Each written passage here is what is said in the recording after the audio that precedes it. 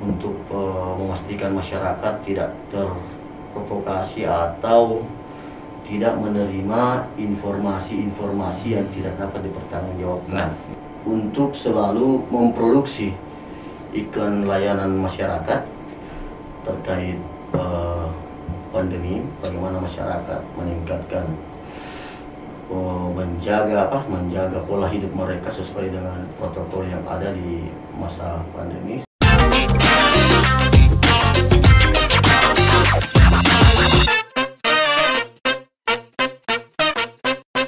Assalamualaikum warahmatullahi wabarakatuh.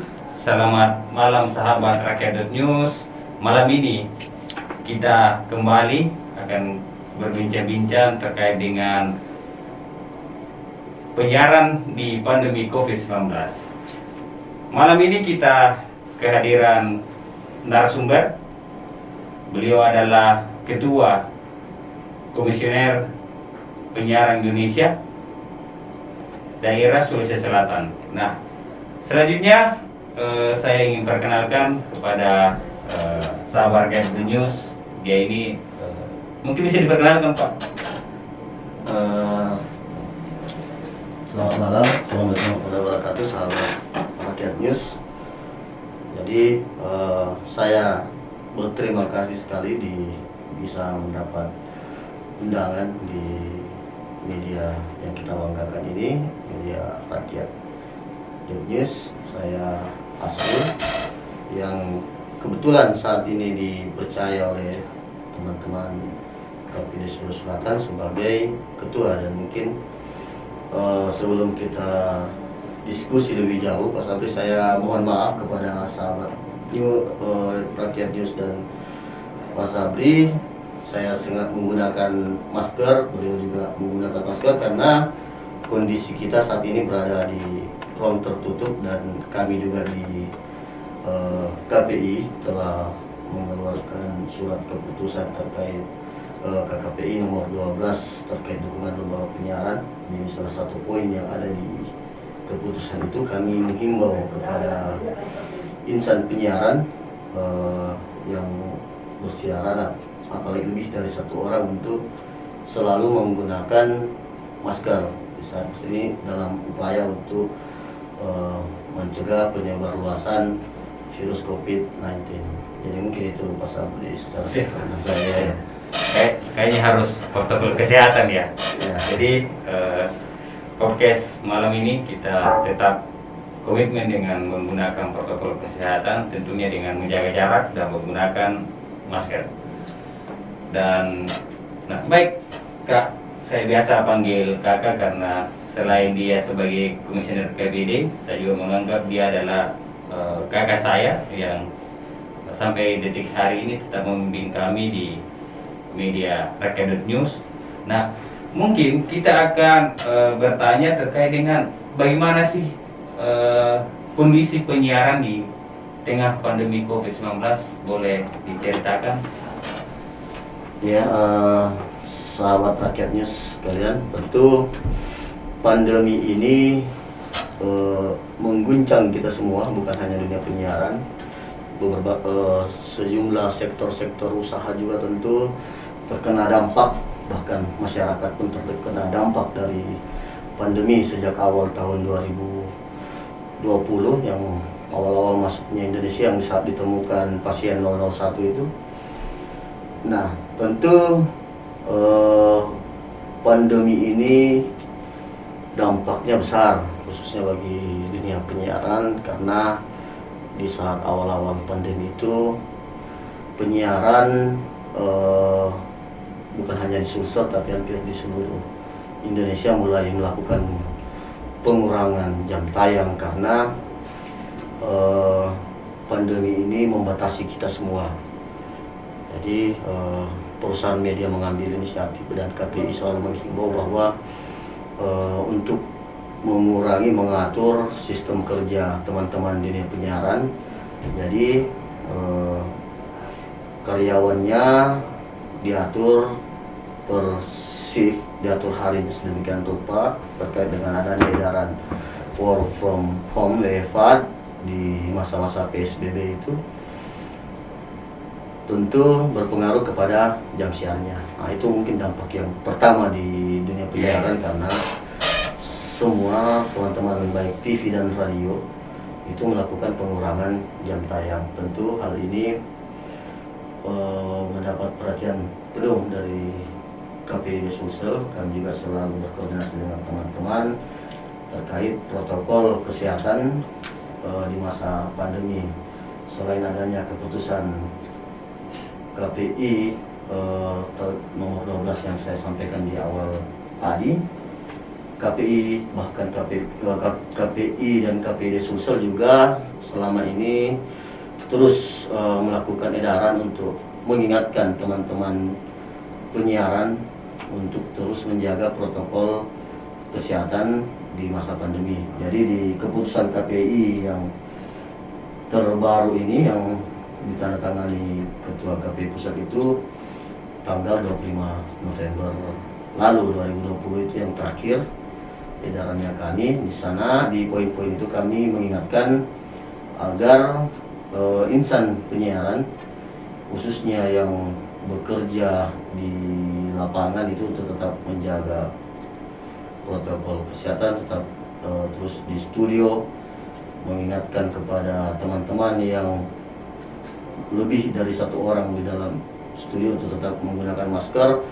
Toh kalau juga dia sendiri, mereka harus menunjukkan saat awal siaran untuk melepas masker mereka dan tetap menjelaskan ke pemirsa dan pendengarnya agar terus menjaga protokol kesehatan.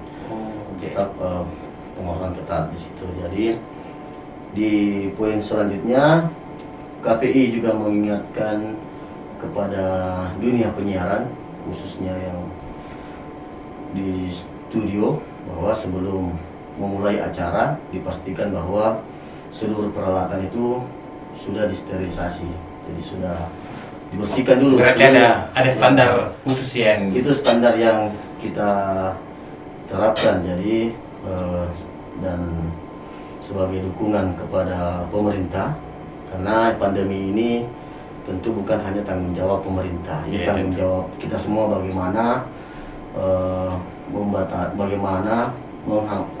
tidak mengontrol penyebarluasan COVID ini. Nah, kita juga selalu menghimbau baik KPID maupun KPI pusat untuk selalu memproduksi iklan layanan masyarakat terkait pandemi, bagaimana masyarakat meningkatkan menjaga pola hidup mereka sesuai dengan protokol yang ada di masa pandemi. Selain itu kita juga meminta kepada teman-teman penyiaran untuk selalu di awal siarannya untuk mengingatkan masyarakat yang 3M tadi, jaga jarak, memakai masker, dan mencuci tangan. Itu yang selalu kita himbau kepada teman-teman penyiaran. Mungkin itu, Pak Saudara. Berarti sangat apa ya? Ternyata ketat juga ya di penyiaran terkait dengan penerapan protokol kesehatan atau 3M. Ya, tentu kita harus memberi contoh, Pak Saudara, sebagai insan penyiaran, apalagi terlibat aktif dalam sosialisasi pada masa pandemi ini. Kita adalah corong informasi bagi masyarakat. Jadi tentu kita tidak sekedar menghimbau, kita juga harus memberi contoh bagaimana menjaga diri kita, bagaimana menjaga orang-orang terdekat kita dari virus ini. Tentunya bahwa dengan adanya pembatasan di ruang redaksi, mungkin di kantor, nah kira-kira pastinya akan mempengaruhi mungkin dari kinerja dan produktivitas penyiaran. Terus bagaimana dukungan yang diberikan kepada mereka ketika dibatasi, sehingga mungkin produktivitas yang pada akhirnya itu kemudian akan berpengaruh kepada karyawan yang bekerja di tempat tersebut. Ya, tentu ini adalah persoalan yang sangat kita tidak harapkan, sama sekali kita tidak harapkan adanya pandemi ini, di mana teman-teman di dunia penyiaran kita sangat berdampak, dampaknya sangat luar biasa. Bahkan beberapa media penyiaran selain merumahkan, bahkan ada yang sudah merumahkan, bahkan mengurangi karyawan mereka masuk. Itu juga menjadi perhatian kita tentunya, bahwa kita selalu mendorong mereka untuk tetap kuat menghadapi ini. Kita berharap situasi sulit seperti ini segera kita bisa keluar, dan terlebih masa-masa ini sudah ada titik cerah. Pandemi ini sudah pemerintah kita bahkan seluruh dunia sudah masuk di tahap vaksin. Nah, tentu ini kita harapkan menjadi harapan kita, bahwa meskipun pandemi ini, virus ini tidak hilang, tapi setidaknya kita punya pertahanan yang kuat. Nah, di sini kita lagi-lagi meminta kepada penyiaran terus memberikan informasi yang akurat untuk memastikan masyarakat tidak terprovokasi atau tidak menerima informasi-informasi yang tidak dapat dipertanggungjawabkan. Nah, mungkin bisa dipertegas bahwa jangan sampai menerima informasi yang hoax terkait dengan penerapan protokol kesehatan dan vaksinasi. Tentu teman-teman dunia penyiaran mematuhi itu. Tentu informasi yang keluar dari ruang-ruang redaksi media penyiaran itu bisa terverifikasi, karena di penyiaran itu kita punya aturan main. Jadi ada istilahnya, ada namanya P3SPS, Pedoman Perilaku Penyiaran dan Standar Produksi Siaran. Berarti ada ditetapkan ya untuk standar semua yang digunakan di seluruh penyiaran? Ya, tentu kita punya aturannya. Jadi itu yang kita selalu mengingatkan, bahkan di keputusan KPI itu pun ketika teman-teman penyiaran tidak mematuhi itu, tentu ada sanksinya, Pak Sabri. Tidak sekedar menghimbau. Jadi jelas di SPS itu bahwa beberapa aturan teguran di KPI itu mulai dari sanksi administratif itu seperti surat teguran, lalu pengurangan jam tayang. Toh kalau memang mereka tetap melakukan pelanggaran, ya kita harus meningkatkan sanksi kita, yaitu penghentian program siaran. Harus sampai ke penghentian program yang ketiga. Dan ujungnya ya kita tentu masih ada yang terakhir, ya kita rekomendasi untuk pencabutan izin. Luar biasa juga ini aturan. Saya kira pemahaman kami ternyata penerapan protokol kesehatan itu bukan hanya di ruang-ruang, misalnya di puskesmas dan rumah sakit. Ternyata parah juga nih aturan-aturan yang ditetapkan KPD. Nah, sekarang karena melihat kondisi pandemi ini sudah ada harapan dengan adanya vaksin, langkah kemudian apa-apa saja yang dilakukan KPD Sulsel saat ini? KPD Sulsel sejak vaksin serentak yang seluruh Indonesia dari Jokowi dan Pak Gubernur kita yang kemarin, yang sempat kita informasinya kita masifkan, dan kembali KPD Sulsel mengeluarkan edaran kepada lembaga penyiaran khususnya ada di Sulawesi Selatan untuk turut serta dalam mensosialisasikan terkait vaksinasi ini. Kita juga menghimbau kepada media penyiaran untuk selalu memberi informasi kepada masyarakat agar ikut dalam program vaksin ini. Ini kita harus membantu penuh pemerintah. Jangan ini, karena lagi-lagi persoalan pandemi ini adalah bukan hanya tanggung jawab pemerintah, ini adalah tanggung jawab kita semua. Begitu. Ya, sahabat Rakyat.News, jadi memang pandemi ini bukan hanya tenaga medis yang bertanggung jawab, tetapi kita semua bertanggung jawab dalam penanggulangan COVID-19. Tentunya fungsi KPD hari ini tetap komitmen dengan mencegah hoax dan melawan hoax terkait dengan vaksinasi. Saat ini adalah langkah terakhir kita adalah adanya vaksinasi. Nah, kemudian KPID adalah menurut saya adalah mungkin corong informasi yang sampai hari ini menjadi salah satu alternatif, salah satu tujuan utama ketika teman-teman penyiaran dalam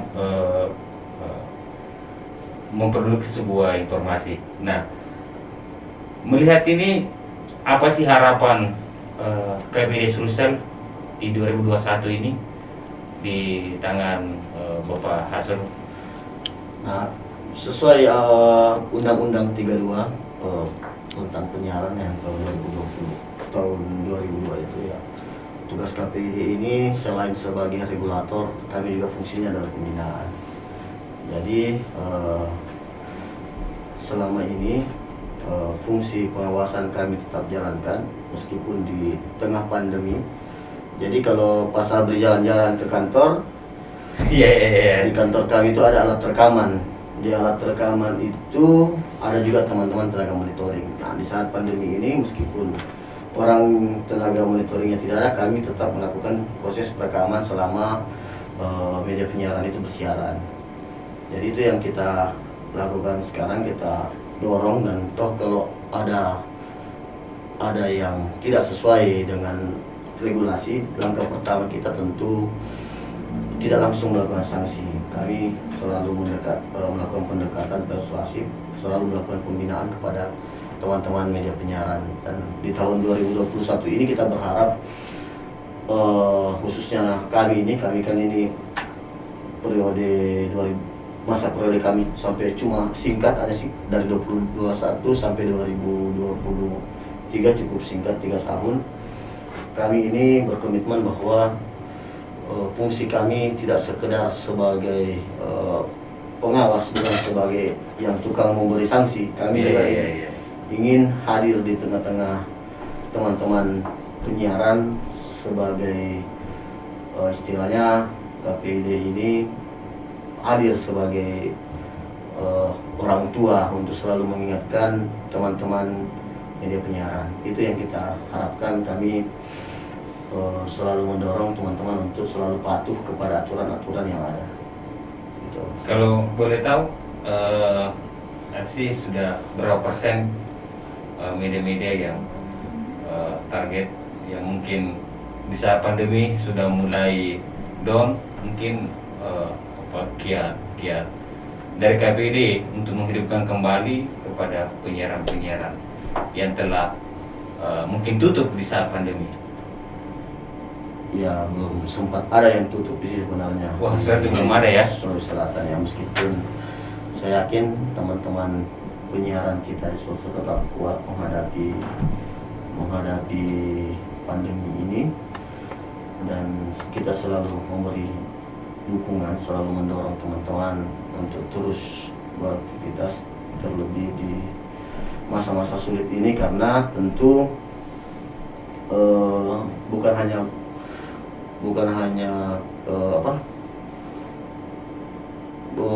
teman-teman penyiaran ini tentu kehilangan mata pencarian. Maksudnya sumber kehidupan teman-teman penyiaran itu ada di iklan. Tentu itu semua berdampak. Jadi penyiarannya sudah mulai, dunia penyiaran mulai melakukan penyesuaian dengan melakukan pengurangan jam tayang. Tentu para pengiklan ini juga karena kondisi yang sulit ini dialami semua sektor, ya tentu pengiklan juga tidak ada. Bukan tidak ada ya, tapi sudah berkurang lah ini selama masa pandemi ini. Tentu ini cobaan yang berat buat dunia penyiaran kita. Ya, saya sangat fokus kepada ternyata hari ini KPID di tengah pandemi salah satu kiatnya adalah regulator dan pembinaan. Saya rasa itu mungkin adalah solusi ya untuk menjawab tantangan di pandemi COVID-19.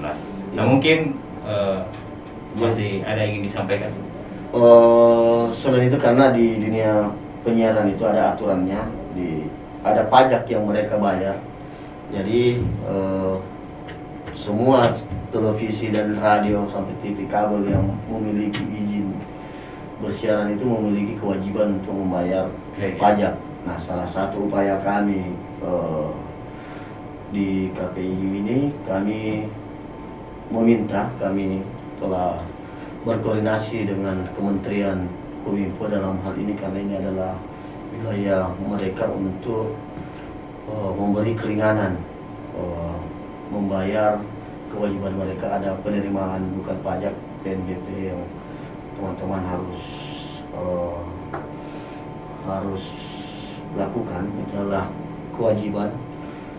Nah, ini yang kita salah satunya adalah, dan alhamdulillah kementerian juga sudah memberi solusi bahwa ketika mereka tidak mampu membayar, mereka bisa menyurat meminta pengunduran masa pembayaran, atau membayar setengahnya dulu, tapi ini tetap harus dibayar karena sistem perizinan ini sistem online. Karena ketika sejak tahun 2017 diberlakukannya sistem online ini, teman-teman media penyiaran telat 1 menit membayar sesuai dengan ketentuan yang sudah ada, jadwal yang sudah ada, maka secara otomatis nomor rekening tempat mereka membayar itu sudah ditutup, dan kementerian langsung melakukan surat teguran, bahkan sampai pencabutan izin. Itu yang kita jaga, teman-teman penyiaran. Jadi di KPD Sulsel selain mengawasi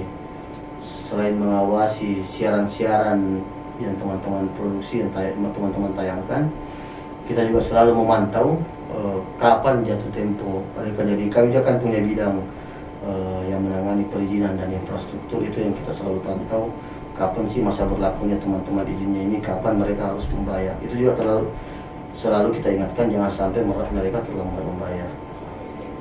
Jadi solusinya ya itu, kementerian memberi ini keringanan dengan pengunduran masa bayar, dengan catatan teman-teman penyiaran harus bersurat dulu. Ya, mungkin itu alternatif ya di tengah pandemik. Teman-teman yang ingin bayar pajak, ada alternatif dengan catatan menyurat kepada kementerian untuk diberikan keringanan dalam penundaan pembayaran pajak. Mungkin sampai di sini podcast malam ini. Jangan lupa saksikan di podcast selanjutnya di channel Rakyat.News. Tentunya kita akan menghadirkan narasumber-narasumber yang banyak memberikan inspirasi kepada kita semua. Terima kasih Pak Asrul atas kehadirannya. Saya ucapkan Assalamualaikum warahmatullahi wabarakatuh. Waalaikumsalam warahmatullahi wabarakatuh. Maksud saya Kak, Kak, pertama ya.